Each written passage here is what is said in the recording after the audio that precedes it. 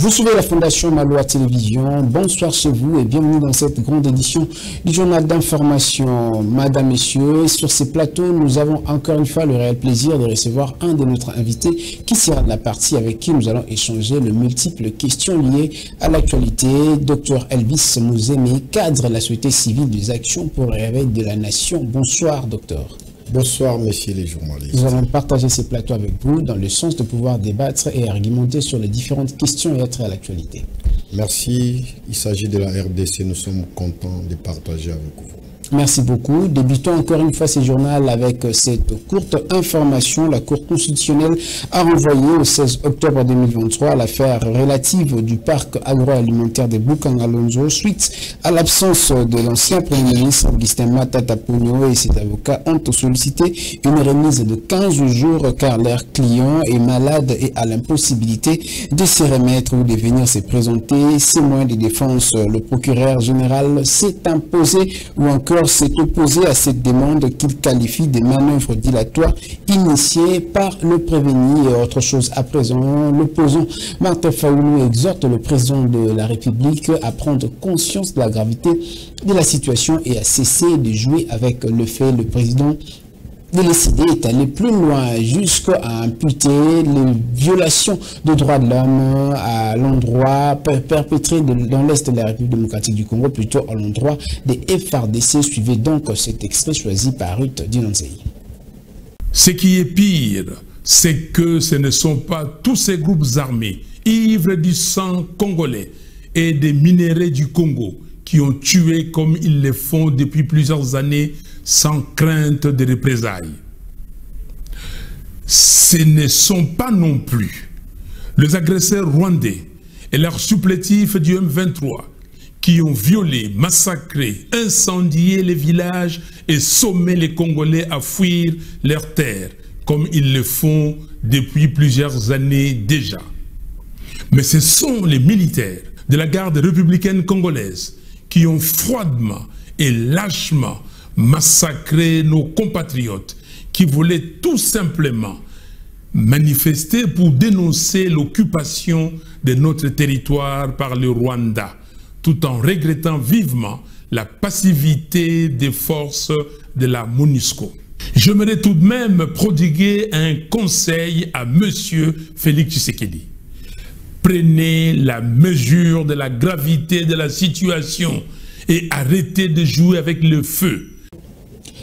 À quelques jours de l'organisation des élections en RDC, la CENI, par le biais de son président, Denis Kadima, aurait évoqué dans une lettre adressée au président de la République, Félix Tshisekedi, le multiples contraintes techniques susceptibles d'entraver la tenue des élections dans le meilleur délai prévu par la loi. Selon Steve Mpongo, président de la Ligue des jeunes de l'Union congolaise, pour lui, pense qu'il y a encore une fois des options et le moyen de pouvoir revenir sur ce délai et que les élections soient tenues au mois de décembre plutôt. Suivez.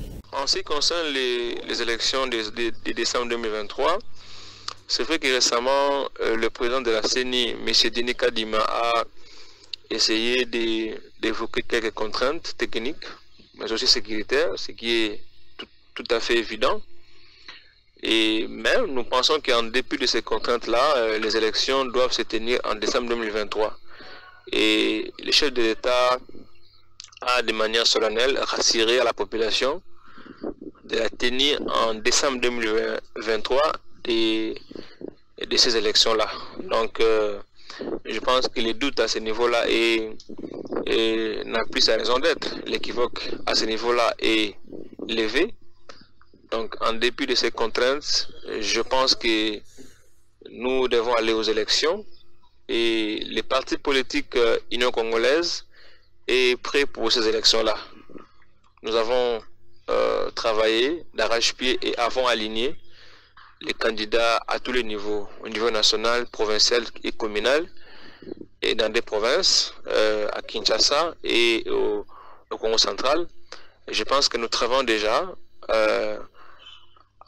avec les regroupements politiques, l'action pour l'unité nationale, à accorder au chef de l'État une majorité écrasante en 2023. Donc voilà un peu ce que nous pouvons dire à ce moment. Donc nous y travaillons pour aller aux élections et nous sommes sereins et conscients que ces élections vont se tenir en décembre 2023 parce que le gouvernement a mis tous les moyens pour que ces élections-là se tiennent.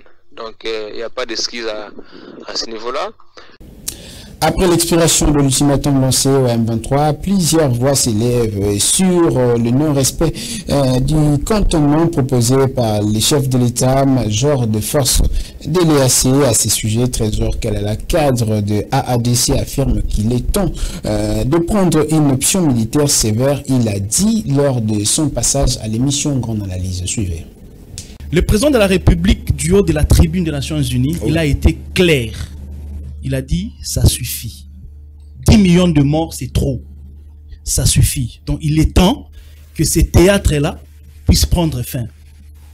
Vous venez de dire qu'il y a eu cet ultimatum-là qui a expiré aujourd'hui et les M23, pris de peur, parce qu'il faut savoir que les FARDC ont monté en puissance d'une manière extraordinaire. Pris de peur, vu qu'ils ne vont plus avoir la capacité de résister à la puissance de feu de nos FARDC, qu'est-ce qu'ils ont fait? Ils se sont cherchés des boucliers humains. Les M23 se déplacent avec leurs armes aux côtés maintenant des populations. Donc là où il y a la population, la concentration de la population civile, les M23 viennent maintenant s'installer là-bas. Question de chercher un bouclier humain. Parce qu'ils ont compris que les FARDC, à chaque fois qu'il y a affrontement et que la vie des civils est en danger, les FARDC se replient.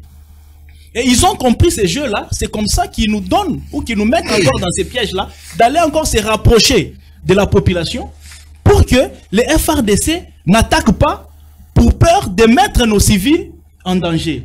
Mais moi, je crois que je me rallie à ce que le président de la République a eu à dire. Si nous continuons dans ces jeux-là, eh bien, nos territoires-là resteront définitivement occupés. Et par conséquent, je crois qu'il faut une bonne planification de la part de nos FARDC pour réellement frapper les cibles afin que ces gens-là puissent partir. Toujours au sujet de la sécurité, l'expiration de l'ultimatum du gouvernement au M23 a touché à sa fin ce 24 septembre. La date indiquée par le FEPAM des Affaires étrangères à ces sujets ou encore à ces jours, le M23 campe toujours dans leur positionnement occupé. Aucun mouvement n'a été observé ce lundi. Suivez ces commentaires de Joseph Manundo à ces sujets. Dans une interview accordée à la radio de la place, le ministre des Affaires étrangères Christophe Lutundula avait indiqué que le gouvernement congolais, suivant la volonté du président de la République, a accordé aux rebelles du M23 le temps de se retirer et de suivre tout le programme qui avait été élaboré par le chef d'État de l'EAC, lesquels programme comprend le processus de cantonnement de ces rebelles qui se réclamaient congolais. L'État accordé aux rebelles allait jusqu'au 24 septembre avant que tous les moyens à la disposition de la RDC ne soient mis en jeu afin de libérer toutes les zones sous contrôle des M23 et entamer les processus d'enrôlement des électeurs pour permettre aux prétendants candidats aux prochaines échéances électorales de postuler. À ce jour, aucun geste n'est observé de la part des forces armées de la République. Les rebelles du M23, quant à eux, restent tranquilles sur leur position occupée et aucun rebelle n'a bougé de son poil pour manifester son inquiétude de menace verbale qui leur a été lancée par les autorités congolaises. La sécurité dans la province du Nord Kivu préoccupe le nouveau gouverneur militaire. Le général Peter Chirimwani a exigé aux représentants des groupes armés à faire leur réintégration au sein de FARDC. C'était au cours d'une séance tenue par le gouverneur militaire. Reportage. Le gouverneur militaire ad intérim et commandant des opérations, entouré des commandants de toutes les grandes unités, a rencontré les différents responsables des groupes armés avec comme objectif la sensibilisation pour leur adhésion au processus PDDRCS ce samedi 23 septembre 2023. Écoutons le lieutenant-colonel Guillaume Ndjike Kaiko, porte-parole de l'autorité provinciale, qui donne plus de détails. Au menu de leurs échanges, adhérer au processus processus PDDRCS. Pourquoi? Parce que c'est ensemble, avec notre population, comme l'a dit le gouverneur militaire, que nous allons faire la paix dans notre province. Raison pour laquelle il a tenu à réunir les responsables des groupes armés et ceux-ci ont tous répondu positivement à l'appel du commandant suprême. Ils ont plutôt affirmé à l'autorité qu'ils vont déposer les armes et faire la paix pour que notre zone de responsabilité puisse retrouver sa quiétude. Au nom des responsables des différents groupes armés, le général autoproclamé Guidon Chimweraï a indiqué qu'ils sont prêts à déposer les armes tout en lançant un message aux réfractaires, notamment le M23, qu'il est temps de donner la chance à la paix. Nous étions sensibilisés par le gouverneur de la province pour adhérer à l'idéologie de PDDRCS pour déposer les armes.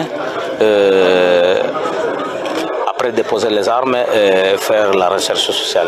Oui, nous sommes prêts à déposer les armes, c'est ordre du chef de l'État et c'est la sensibilisation du gouverneur de la province. Bon, il est temps de chercher la paix ici chez nous. Si les M23 sont réellement les Congolais qui déposent les armes et qu'ils entrent dans le processus de cesser le feu ou de déposer les armes sur l'appel du chef de l'État. Cette rencontre s'est tenue à Mubambiro, non loin de la cité de Saké, en territoire de Massissi, quelques jours après le redéploiement de l'armée loyaliste à Mouchaki. Je l'ai dit tantôt lors de mon introduction, nous avons un invité ici sur ce plateau, Dr Elvis Mouzemé, et notre invité de la grande édition de ces journaux. Dans ces journaux, nous allons partager avec lui ce plateau encore une fois. Bonne soirée, bonsoir docteur. Bonsoir messieurs les journalistes. Vous avez suivi minutieusement cet élément proposé par Ruth Dinozé au sujet de la déclaration du discours de l'opposant Martin Fayulu, et quelles sont vos impressions? Cette déclaration est une déclaration d'un président d'un parti politique qui, premièrement, n'engage que lui avec son parti politique. Mais bien sûr, si dans ce qu'il fait comme déclaration, il y a les points essentiels qui vont pour l'intérêt de la population, il y a quoi à reparler, il y a quoi à voir, qu'est-ce qu'il veut. Et accompagner aussi, c'est que vous pensez? Bon, l'accompagner, nous devons l'accompagner si la population trouve son intérêt là-dedans. Nous pouvons l'accompagner. Mais si la population ne trouve pas son intérêt dedans, moi je ne vois pas pourquoi nous devons faire. Et selon vous, comme tout citoyen lambda, vous suggérez ou encore vous pensez qu'il y a l'intérêt général quant à ce qu'il est en train de parler ou quant à ce qu'il propose au chef de l'État de ne pas prendre à la légère la situation actuelle du pays? La légèreté de la situation actuelle de ces pays n'a pas commencé aujourd'hui, que nous ne devons pas accepter qu'on puisse parler que la situation actuelle de ces pays est prise par une légèreté. Nous ne pouvons pas accepter ça, messieurs les journalistes.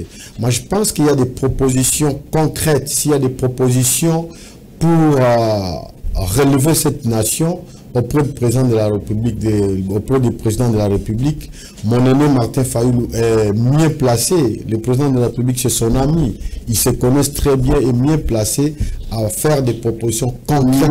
On dit qu'en politique, il n'y a pas d'amis. Depuis ce jour où peut-être sa publication, encore sa nomination ou son investiture n'a pas été effectuée, ils sont devenus de vrais ennemis. D'ailleurs, ils s'appellent opposants. Comment vous osez dire qu'un ami, d'autant plus que déjà, il est en train de fitiger la position selon laquelle le chef de l'État a prise depuis le début de son mandat? Je ne dirais pas qu'ils sont ennemis, je dirais qu'ils sont les adversaires. Ils sont les adversaires. Chacun d'eux est en train de chercher à conquérir le pouvoir ou à maintenir le pouvoir. Mais tout ça, ça va pour quel intérêt? Parce qu'on prend le pouvoir pour son pays, on prend le pouvoir pour développer son pays. Est-ce que réellement ce que mon aîné Martin Fayulu est en train de trôner, c'est pour l'intérêt de cette population ou c'est pour l'intérêt de son parti politique ou bien c'est pour son intérêt personnel? Ça aussi, nous devrons nous devons être vigilants quant à ça. Vous êtes postulant aux élections de la législative nationale. Est-ce que vous pouvez comprendre et analyser cette question? Selon l'opposant Martin Fayulu, il va imputer la charte de la violation des droits de l'homme au FRDC. Que diriez-vous? Nous avons tous suivi ce qui s'est passé à l'est de notre pays, qui jusqu'à aujourd'hui, je pense qu'il y avait une commission d'enquête pour nous dire réellement qu'est-ce qui s'est passé. Imputer ça comme ça, moi je pense que on ne serait pas réaliste. On devrait se réserver, attendre les enquêtes auprès de la justice. Sinon, nous sommes en train de faire des confusions dans ce que nous voulons pour ce pays. Loin de faire le préjugé, mais vous avez suivi le carnage de Goma et par la suite, vous avez vu comment est-ce que le militaire a emporté et s'est mené avec les biens privés des paisibles citoyens. Tout ça ne traduit pas quelque chose selon laquelle que Martin Fayulu sera en raison de pouvoir dire et monter au créneau pour dénoncer tout ça. Messieurs les journalistes, vous savez que s'il y a une institution qui a une bonne discipline dans le monde, c'est l'armée.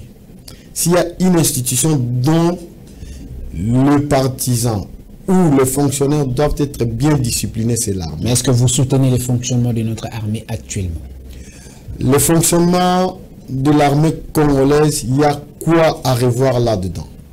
Aujourd'hui, vous êtes en train de dire avec nous, nous avons suivi, voir un militaire qui est bien instruit, aller prendre un téléphone, aller prendre quelque chose auprès de sa population qui, en ce moment, lui, il est censé de protéger cette population, mais lui fait le contraire. Ça, nous disons, il y a quoi à revoir par rapport à l'armée de notre pays.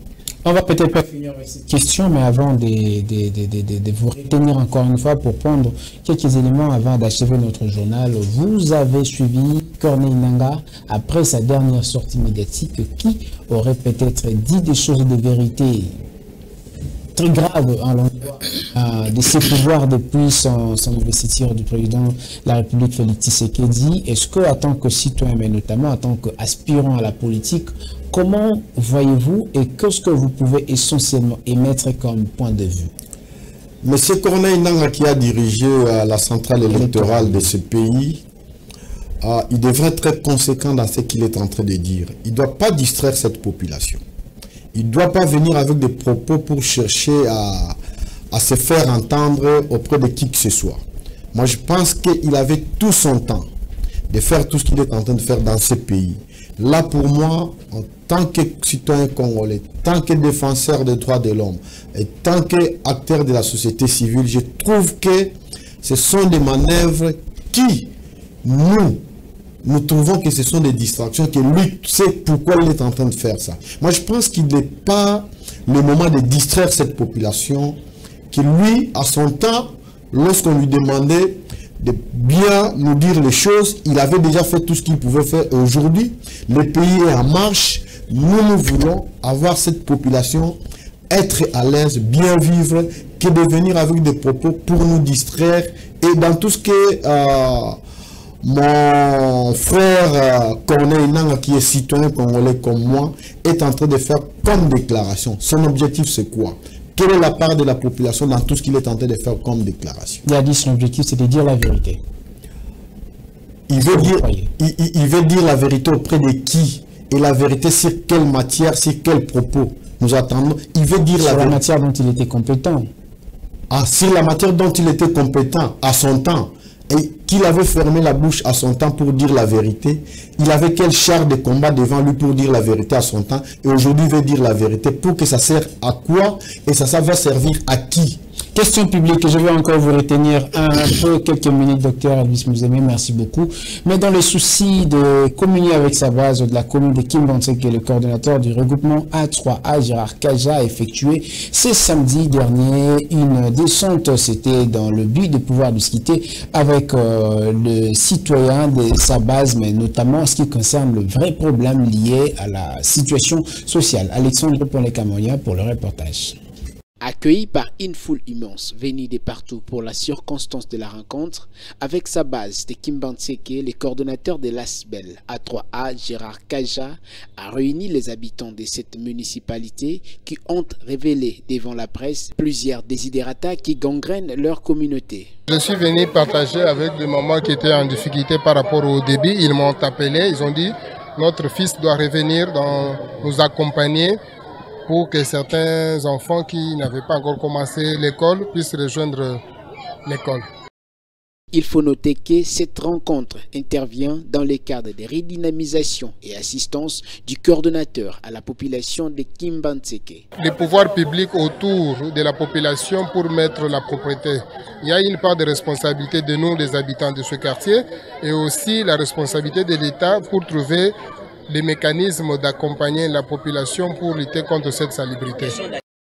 Par ailleurs, comme un vrai homme de terrain et philanthrope, la visite ne s'est pas limitée qu'au parler. Il y est apporté dans sa gibecière un lot important de kits scolaires à la grande satisfaction de tous les parents des élèves qui n'ont pas tari les mots. Les enfants doivent rejoindre l'école puisqu'il y a d'abord la gratuité de l'enseignement et c'est ainsi que ce sont les objets classiques que nous les parents nous sommes obligés de les rapporter pour qu'il n'y ait pas une raison pour laquelle l'enfant ne doit pas aller à l'école. Retenons que cette visite s'est soldée par un échange très citoyen où les habitants ont exprimé et soumis auprès du ticket gagnant de la Tchangou quelques desiderata. Justice à présent, c'est lundi 25 septembre que le président du tribunal des commerces de Kinshasa Matete a renouvelé son serment devant les membres composants de cette juridiction et les représentants des hauts magistrats de la République suivaient. C'est au cours d'une cérémonie publique présidée par ses pairs ce lundi 25 septembre que Kassanga Albert vient d'être investi à nouveau comme président de la juridiction spécialisée des contestations relatives aux engagements entre commerçants, le tribunal des commerces Kinshasa Matete. La cérémonie de prestation des serments qui s'est déroulée sous forme d'audience publique a réuni les autorités publiques, le président de la Cour constitutionnelle représentée, le président du Conseil supérieur de la magistrature, notamment les notables de la commune, mais aussi les corps administratifs de la dite juridiction, des magistrats, des membres de la famille biologique du président, sans oublier le principal acteur dans cette juridiction. Aux fonctionnaires de la justice, depuis 2010, Kassanga Albert est nommé magistrat par ordonnance numéro 10, Barcé consiste du 30 juin 2010, homme de droit, et vos questions, celles relatives aux sociétés commerciales et celles relatives aux actes de commerce entre toute personne, a juré de faire appliquer la loi et rien que la loi durant son mandat. Avec honneur et dignité, les fonctions qui me sont confiées. Il convient de souligner que cette cérémonie intervient à la suite du renouvellement de son serment en tant que magistrat. De prime abord, permettez-moi de remercier et de rendre grâce à l'Éternel Dieu Tout-Puissant qui a placé sur mes faibles épaules cette lourde responsabilité de présider ce tribunal de commerce de Kinshasa Matete. Sincère reconnaissance également à son Excellence, M. Félix Antoine Tshisekedi Tshilombo, président de la République, chef de l'État et magistrat suprême. Ici est de savoir que face aux défis énormes liés à cette juridiction, le président est appelé à non seulement faire mieux, mais aussi à faire plus que ses prédécesseurs. Et en sport, les Léopards dames se déplacent à Cotonou ce lundi où elles joueront avec les Amazones du Bénin en match retour du premier tour des éliminatoires Cannes 2024. C'est mardi 26 septembre. Un seul objectif pour le Fauve congolaise, c'est la qualification au prochain tour. Lionel Ngolo. En route vers Cotonou pour le match retour qui opposera les Léopards dames aux Amazones du Bénin, c'est mardi 26 septembre. Un seul objectif, la qualification au prochain tour des éliminatoires de la CAN Maroc 2024. En marge de leur victoire le vendredi dernier au stade des Martyrs de la Pentecôte, le Fauve congolais ont reçu les encouragements du patron de sport congolais, je cite, François Claude Kaboulou, Mwana Kaboulou. RDC est loco.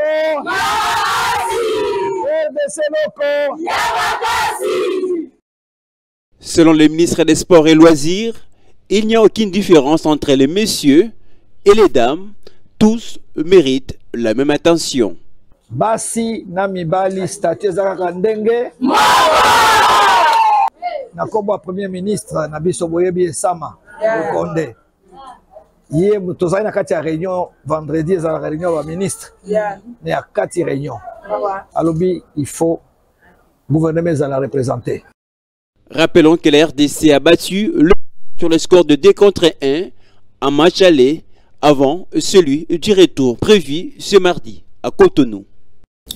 On va finir avec vous, Dr Elvis Bouzemé. Vous avez dit 2 choses, mais notamment, il y a notamment des enjeux qui vous attendent, les enjeux politiques, mais notamment liés au social. Vous êtes candidat aux élections législatives nationales. Est-ce que ça promet aujourd'hui ces élections, que ça peut changer la situation d'une manière générale à ce qui concerne le social des Congolais?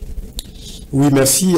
Avec le concours de tout peuple congolais, nous osons croire que, comme je l'ai toujours dit, nous avons l'espoir que ça promet par rapport à ce que nous vivons aujourd'hui. Mais l'espoir ne nourrit pas.